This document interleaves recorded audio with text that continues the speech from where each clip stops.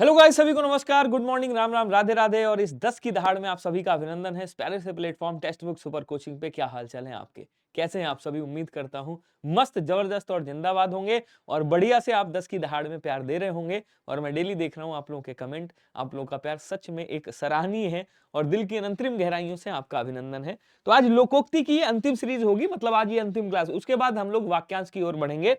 तो ये लोकोक्ति देख लेते हैं जो आपकी इंपॉर्टेंट लोकोक्तियां हैं। आज जो लोकोक्तियां होंगी वो कौन सी होंगी? तो घोड़े से संबंधित लोकोक्तियां आपको आज देखने को मिलेंगी। कुछ कुछ और भी आपको लोकोक्तियां देखने को मिलेंगी। तो सभी लोग एक बार सेशन को शेयर कर दीजिएगा यार, जितने लोग भी हैं एक बार सेशन को शेयर करेंगे, ठीक है ना?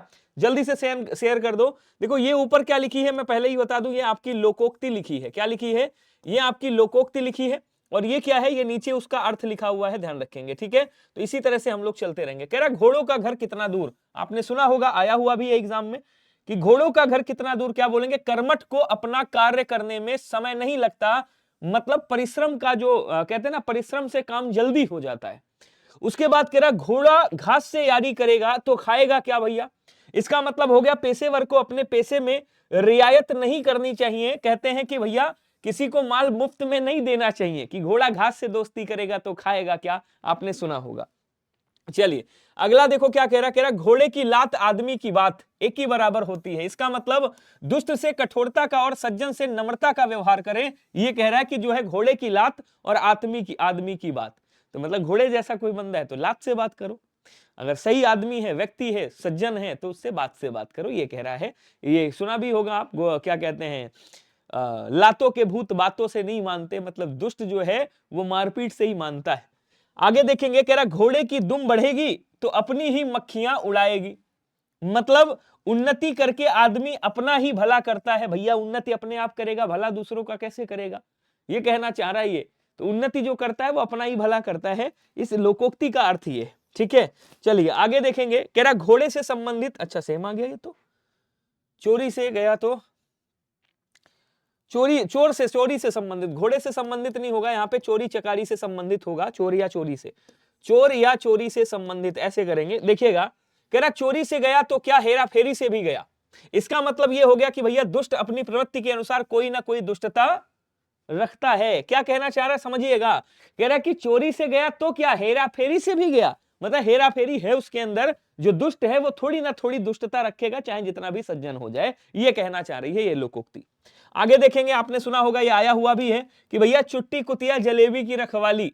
इसका मतलब चोर पर सुरक्षा का विश्वास नहीं करना चाहिए, कि चोर पर सुरक्षा का विश्वास नहीं करना चाहिए, ये कह रहा है कि चुट्टी कुतिया जलेबी की रखवाली। आगे देखेंगे, कह रहा चोर का भाई क्या है, गठकटा है, चोर का भाई गांठ काट लेता है, गठकटा बोलते हैं इसको, मतलब एक जैसे बदमाश है। आगे देखेंगे, चोर चोर मौसेरे भाई, सभी एक समान हैं, एक जैसे बदमाशों का मेल हो जाना या दुष्ट एक समान होना, चोर चोर मौसेरे भाई। कह रहा चोर के पैर नहीं होते, चोर की दाढ़ी में तिनका, आपने सुना होगा। आज कह रहा चोर के पैर नहीं होते, इसका मतलब चोर चुपके चुपके चलता है ना, तो जो दोषी व्यक्ति अपने आप फंसता है, ये कह रहा है। अच्छा आगे देखेंगे, कह रहा चोर को कहें चोरी करो और सास से कहें कि साह से कहें कि जागते रहो, मतलब चोर से कह रहे हैं कि चोरी करते रहो और साह से ये भी कह रहे हैं कि भैया जागते रहो। इसका मतलब क्या हुआ साहब? इसका मतलब यह हुआ कि बंदा दोनों पक्षों को लड़ाने वाला है, दोनों पक्षों में भागीदारी बन रहा है, बंदा जो है वो नारद मुनि का काम कर रहा है, लड़ाने में दोनों पक्षों को क्या कर रहा है, लड़ाई करा रहा है, ठीक है ना? अगला कह रहा चोरी का धन मोरी में, कि जो चोरी का धन है ये आपका लोकोक्ति है, ध्यान रखिएगा। चोरी का धन मोरी में, मतलब हराम की कमाई बेकार हो जाती है, जैसे चोरी का धन आपका मोरी में ही जाता है, बेकार ही जाता है। इसी तरह से क्या होता है, कह रहा है हराम की कमाई जो है वो बेकार हो जाती है, ये कहना चाह रहा है। अगला देखो, कह रहा कुछ चर्चित लोकोक्तियां, जो अब देखिए ये तो संबंधित थी, कुछ अलग आपकी चर्चित लोकोक्तियां हैं, इनको हम लोग देखेंगे। जैसे पगड़ी रख घी चख, पगड़ी रख घी चक, इसका मतलब मान सम्मान से ही जीवन का आनंद है, ये कह रहा है कि भैया पगड़ी रखो, मतलब अपने ऊपर भैया बातों को जो है सहजता से प्रकट करो, अच्छे से सबसे बोलो, अच्छे से मिलो जुलो, ठीक है ना, तो आपको सम्मान मिलेगा, ये कहना चाह रहा है। मतलब पगड़ी रख मतलब सम्मान तब मिलेगा, मतलब जब किसी को सम्मान दोगे, पगड़ी रख मतलब सम्मान दो, और घी चक मतलब अच्छा आनंद उठाओ, ये कहना चाह रहा है। मतलब सम्मान मिलेगा अगर सम्मान दोगे तो सम्मान, मान सम्मान से ही जीवन का आनंद है। कह रहा पानी पीकर जात पूछना, ये बहुत इंपॉर्टेंट है, इनको ध्यान से समझिएगा। क्या कह रहा भैया पानी पीकर जात पूछ रहे हो, मतलब पहले पानी पी लिया फिर जात पूछ रहे हो। इसका मतलब ये हुआ कि काम निकल गया, उसके बाद उसके बारे में जांच कर रहे हो। क्या कह रहा है, कार्य करने के पश्चात उसके अच्छे बुरे पहलुओं पर विचार करना, मतलब काम निकल गया बाद में उसकी जांच पड़ताल कर रहे हो कि यार ये अच्छा है बुरा है कैसा है। ठीक है, अगला देखेंगे। अगला, काबुल में क्या गधे नहीं होते। इसका मतलब जो बुराई है ना वो हर जगह पाई जाती, कहते नहीं है कि क्या तुम्हारे यहाँ बुराई नहीं है, कहना ऐसा हो ही नहीं सकता, काबुल में क्या गधे नहीं होते, मतलब बुराई हर जगह थोड़ी ना थोड़ी कमी हर जगह पाई जाती है, 100% कोई नहीं होता। तो कह रहा कुछ ना कुछ बुराई हर जगह होती है। खग जाने खगही की भाषा, खूब सुना होगा आपने, खूब पूछता है। इसका मतलब अपने वर्ग के लोग एक दूसरे को समझ रखते हैं, या एक समान लोग एक दूसरे को सराहते हैं, या खग जाने खगही की भाषा, इसका मतलब जो क्या कहते हैं, एक तरह से ज्ञानी लोग अपने मतलब ज्ञान वाले को सराहते हैं, दुष्ट लोग दुष्ट को सराहते हैं। ये कह रहा है समान प्रवृत्ति वाले लोग एक दूसरे की सराहना करते हैं, एक दूसरे को समझते हैं। कह रहा गोद में लड़का और शहर में ढिंढोरा, इसको हमारे यहाँ कैसे कहते जानते हो, कि टेटे पर छोरा और शहर में ढिंढोरा। इसका मतलब क्या हुआ कि गोद में छोरा है और शहर भर में ढूंढते घूम रहे हो, मतलब कोई नजदीक में रखी हुई वस्तु है, आप उसको इधर उधर खोज रहे हो, समझ गए। तो कह रहा पास की वस्तु को क्या कर रहे हो, पास की वस्तु को दूर तक खोज रहे हो आप, ये इसका अर्थ हो जाएगा, ये इसका अर्थ हो जाएगा। अच्छा, उसके बाद क्या कह रहा है, घर का जोगी जोगड़ा, आन गांव का सिद्ध।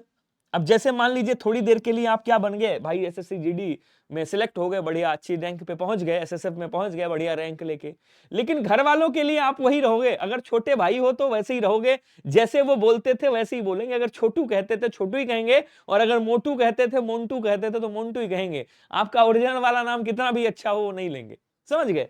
तो क्या कह रहा है, अपने लोगों में आदर नहीं होता, अपने लोग आदर नहीं करेंगे, वैसे के वैसे ही बात करेंगे आपसे। ठीक है, कह रहा चौबे गए छब्बे बनने, बेचारे चौबे एक थे वो गए थे छब्बे बनने, दुबे बनकर रह गए। अब इसका मतलब क्या हुआ, इसका मतलब ये हुआ कि अधिक पाने के लालच में सब कुछ गंवा बैठे बेचारे।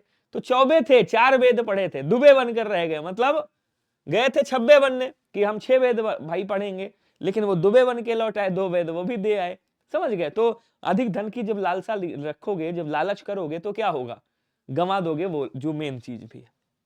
आगे देखेंगे, कह रहा सेखी सेठ की धोती भाई की, सेखी किसकी है, सेठ की, और धोती भाई की है। इसका मतलब क्या हुआ, कुछ ना होने पर भी बड़े होने का दिखावा करना, मतलब धोती पहने हैं किसकी, धोती पहने बड़े भैया की, और बता रहे हैं हमारी धोती अरे भाई नहीं लाए थे अभी एकदम बढ़िया से, समझ गए। चलिए आगे देखेंगे, कह रहा राम मिलाई जोड़ी एक अंधा एक कोढ़ी, खूब सुना होगा आपने, ये बड़ी प्रचलित ये कहावतें हैं आपकी।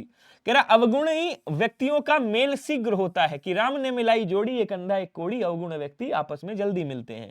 कह रहा मतलबी यार किसके दम लगाए खिसके, मतलबी यार किसके दम लगाए खिसके, मतलब हुक्का चिलम पिया और निकल लिए। इसका मतलब ये होता है जो स्वार्थी होते हैं, जो मतलबी होते हैं, वो किसी के दोस्त नहीं होते, किसी के अपने नहीं होते, ये कहना चाह रहा है। तो स्वार्थी व्यक्ति अपना स्वार्थ सिद्ध करने के बाद चलते बनते हैं या चले जाते हैं, वो किसी के अपने नहीं होते हैं, ये कह रहा है। कह रहा फूहड़ चाले नौ घर हाले, फूहड़ चले तो 9 घर हाले, सुना होगा आपने। इसका मतलब नासमझ जहां भी जाएगा ऊट पटांग हरकत करेगा, ऊट पटांग ही बातें करेगा, ये कहना चाह रहा है। अच्छा, कह रहा नाक कटी पर घी तो चाटा, नाक कट गई मतलब बेइज्जती हो गई लेकिन लाभ प्राप्त हो गया।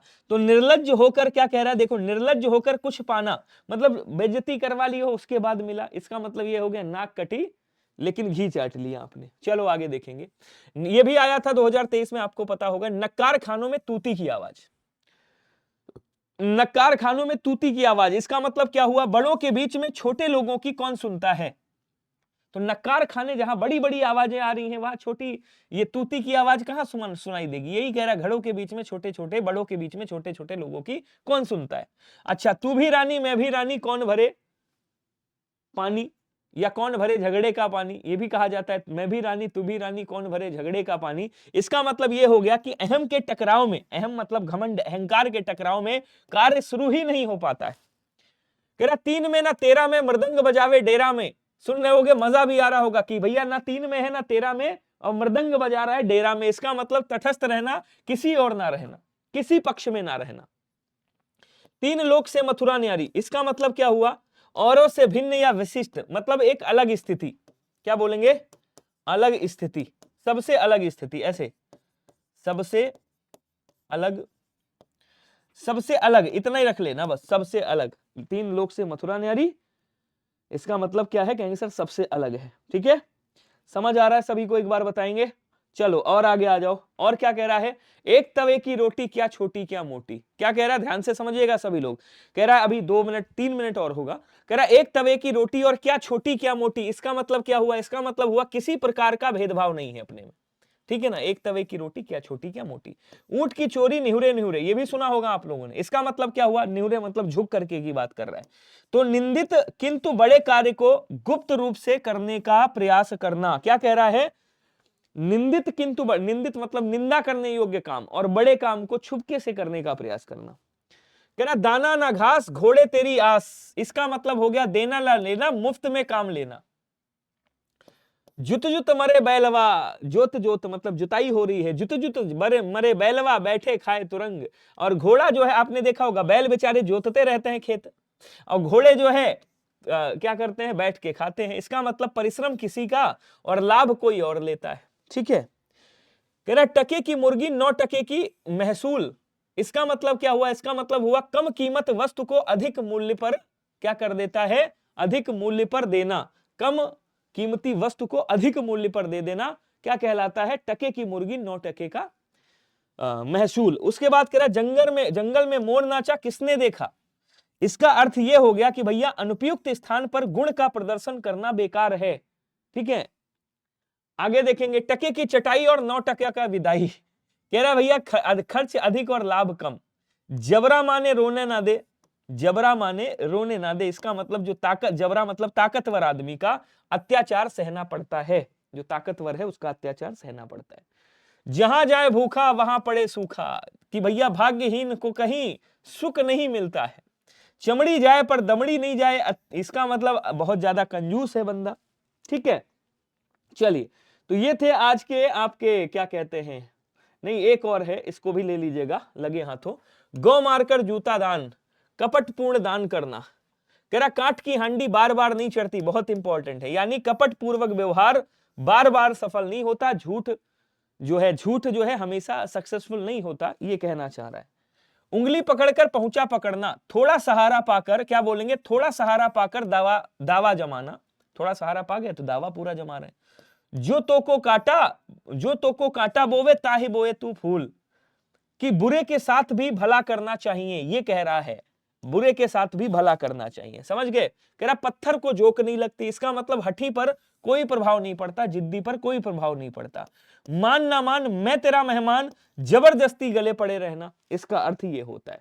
तो आपको पता है कि डेली मेरी 3 बजे क्लास चलती है, 3 PM पे आपकी डेली क्लास होती है SSC GD हिंदी के लिए, डेली क्लास होती है आपकी SSC GD हिंदी के लिए, SSC GD हिंदी के लिए आपकी प्रैक्टिस होता है यहाँ पे। ठीक है ना, डेली 3 बजे क्लास चलती है, आप लोग इसमें शामिल हुआ करें। और कमेंट बॉक्स में ये लिख करके जरूर बताइएगा ये लोकोक्ति वाली सीरीज आपको कैसी लगी, क्योंकि अगली सीरीज जो आपकी आ रही है वो आ रही है वाक्यांश के लिए, एक शब्द अनेक शब्दों के लिए एक शब्द, जिसको हिंदी में इंग्लिश में वन वर्ड सब्स्टिट्यूशन और हिंदी में वाक्यांश के लिए एक शब्द कहा जाता है। तो बढ़िया से शेयर करिएगा इस सेशन को, और नेक्स्ट सेशन का इंतजार करिएगा। कमेंट बॉक्स में मुझे प्यार जरूर दीजिएगा, मैं आप सबके कमेंट देखूंगा। So thank you so much, bye bye, take care, मिलते हैं अगले सेशन में, तब तक के लिए सभी को धन्यवाद, नमस्कार, जय हिंद।